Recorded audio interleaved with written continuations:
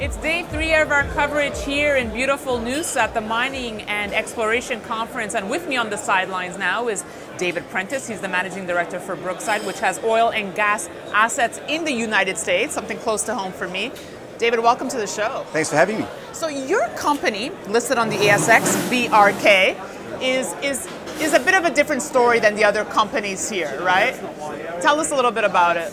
So fundamentally we're a land and leasing business. So whilst we're listed on the ASX, all of our activity is focused on the land and leasing side of the business in the Anadarko Basin in Oklahoma. So really our strategy is around acquiring leases, undrilled acreage at the lowest price we can in the best possible location that we can find. Do a little bit of work to prove up some reserves, and then that's the catalyst to have that acreage revalued.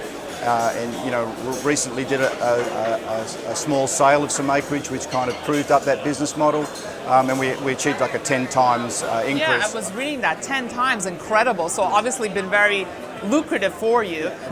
So Oklahoma is your main focus. Are you planning to expand to other states? No, so we'll stay within the Anadarko Basin. We chose the Anadarko Basin because of the rates of returns that particular basin delivers. It's kind of up there with the Permian Basin in terms of the quality of the acreage. We have a few months left in 2018. What's your main focus and game plan?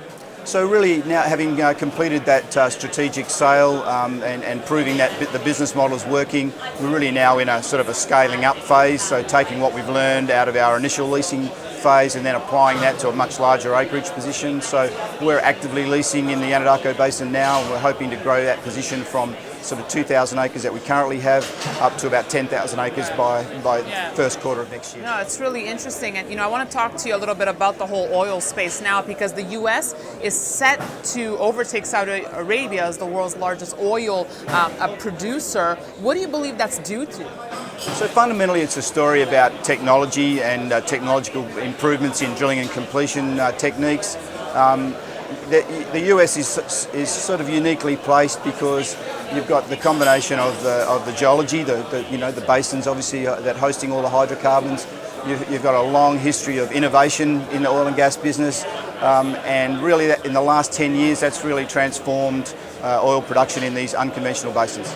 David, are you a managing director that actively chases the price of oil? Are you checking the price every day? Or yeah, because sometimes I speak to some managing directors. They're like, no, I don't get fazed by it, but it's obviously something you track. Absolutely. I mean, I think from our point of view, our business model is kind of underpinned by the buy low, sell high strategy. So, we founded the business in 2015, in the middle of 2015, which was kind of a low point in the pricing cycle. We've already seen some appreciation. That's obviously helping with our business model in terms of higher prices means better quality reserves and better outcomes in terms of the acreage sales. Well, continued success. Best of luck.